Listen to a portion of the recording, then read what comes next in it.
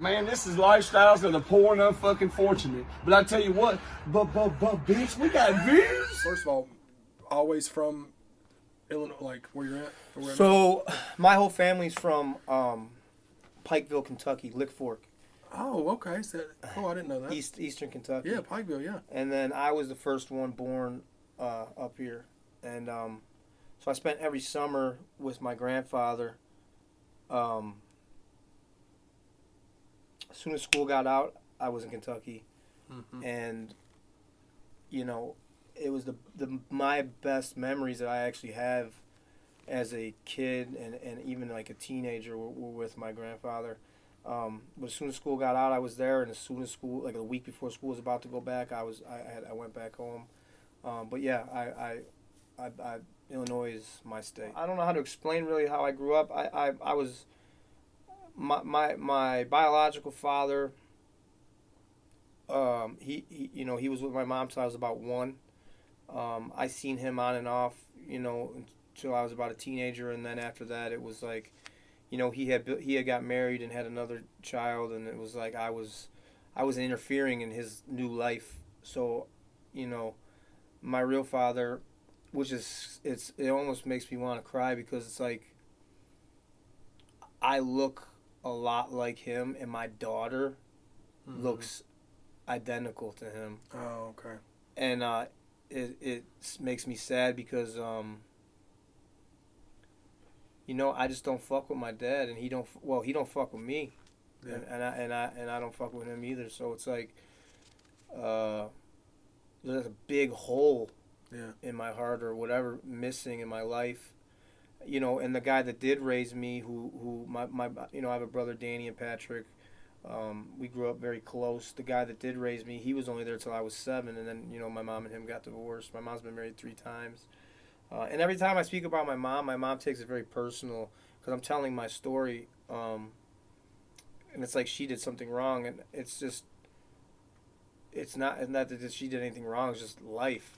It's part of life, And when my father was out of the picture, and she got married to the guy who raised me, his name's Pat Dwyer.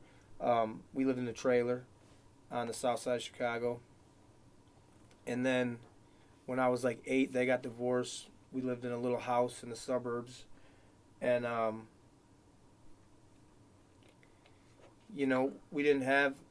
we had food in our stomachs. We had shoes on our feet. We shared each other's clothes.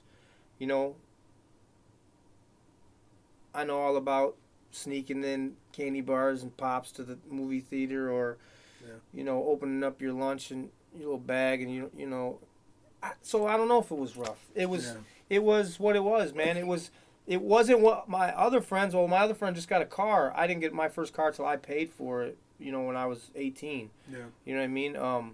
So was it rough? I don't know. Maybe rough's not the right word. It wasn't your average middle class white. Privileged fucking, parents are married and white picket fence. Yeah, it wasn't that. It was, me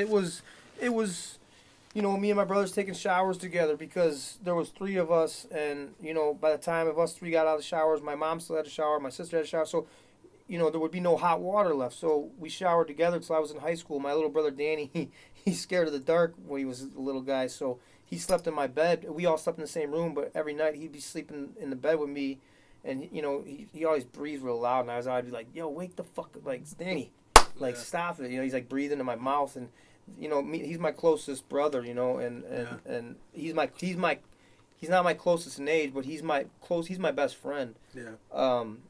He probably slept and crawled in bed with me till he was in high school, and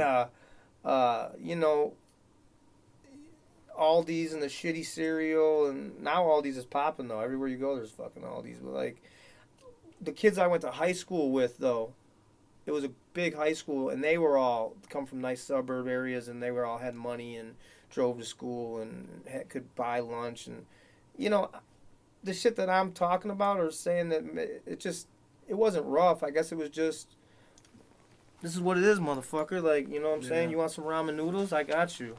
Yeah. It was just what y'all had. It's what y'all had to deal with. It was more, when I say rough, I guess it was just more rough on my mind, because it was like, where's my dad? Yeah. You know, and then this other motherfucker who I called dad, where'd he go? Where's he? Yeah. So, you know, now I'm the man of the house or whatever, and I'm 12. You know, I'm sitting at the head of the table. I'm a kid. You know what I'm saying? Because you're the oldest. I'm the oldest boy. I'm the oldest. Period. Fuck. Yeah. You know, my brother, he would come home. He was really good at cooking. My mom would leave directions to how to cook because my mom had to work late. You know, she worked. She got up. She was gone at 7. She'd get back home at 6, 7 o'clock, whatever. And we had to eat, and then we had to go football practice, shit like that. So my brother Danny, he was the cook. He would cook the pork chops, the if we could get that, you know, the cube steaks, the rice-a-roni, the tuna casserole, the fucking. We didn't go without, but we didn't get more than that, you know, except for Christmas. I love Christmas. Shout out to my mom. She made every Christmas like it was like the best thing in the world. You know, I was always in trouble.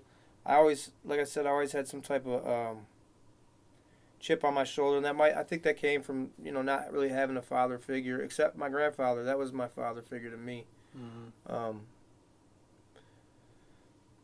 And then there's other stuff that, you know, I can't really talk about that was rough. You know what I mean? And, of course, and because I can't speak on it because, you know, it's like it's personal family things that you know that I have to protect. You know, my mother and of course, man. shit like that.